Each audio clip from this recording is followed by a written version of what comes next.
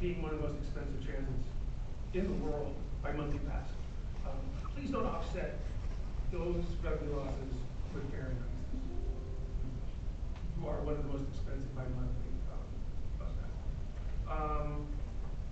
And that's it. I appreciate it, everybody. Thank you so much. Thank you.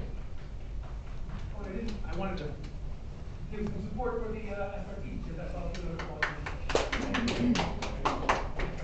Our next, I'd like to invite up Michael Liu and Michael Richner. Please pardon my pronunciation.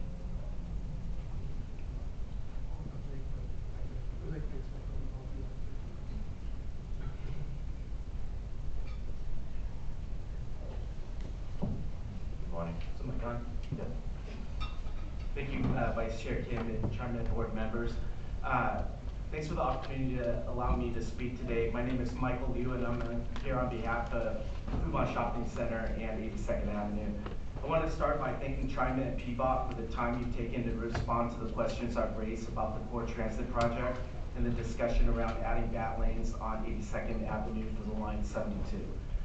Your engagement means a great deal to the business and community members who rely on this corridor every day.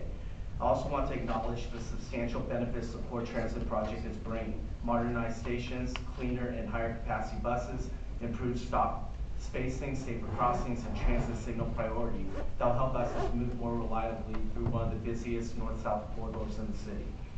These improvements are important, long overdue, and would genuinely help thousands of riders. At the same time, it's critical to look closely at the actual circumstance on the corridor right now.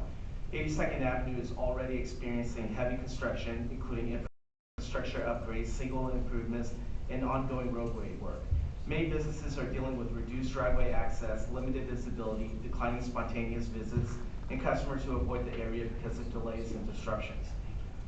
For small family-run, BIPOC-owned, and immigrant-owned businesses, many still recovering from the pandemic, this has created real strain.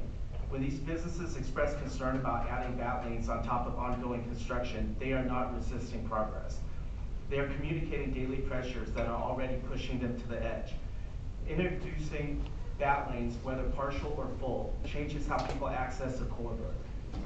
In a constrained environment like 82nd Avenue, even modest changes to traffic flows can have ripple effects. Increased diversion into neighborhood streets, reduced convenience for quick customer stops, and potential harm to businesses that have anchored this community for decades.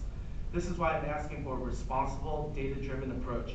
Let the transformational improvements already underway, including stations, crossings, and transit signal priority, settle and take effect. Allow the current construction impacts to ease so we can get a clear, accurate picture of how travel patterns, safety, and business activities shift. Then, with real information, not assumptions, we can better understand what adding bat lanes will mean for the long-term health of the corridor. We all want 82nd to thrive. We all want safe streets, reliable transit, and strong local businesses. True progress must support every user of the corridor. Riders, workers, residents, and the many small businesses that give 82nd its identity and vitality. My request is simple. Let the current improvements stabilize, evaluate their impacts fully, and then determine the right path forward for bat lanes in a way that's ambitious, equitable, and sustainable for the entire community. Thank you. Thank you for your testimony.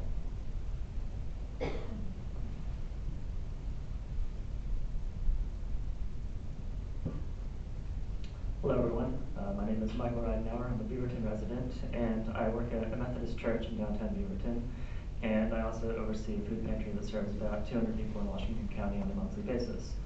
A lot of the people that I work with are reliant on public transit and have expressed concerns about some of the service cuts in Washington County, especially the late night service cuts on line 52 and the upcoming service cuts on 76.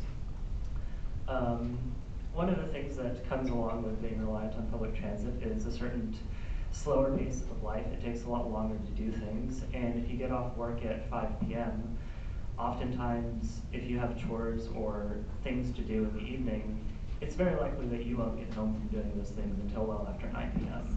And it really sucks to be stranded waiting on a return bus because the bus has been cut to coming only once an hour after 9 p.m. A lot of people have also expressed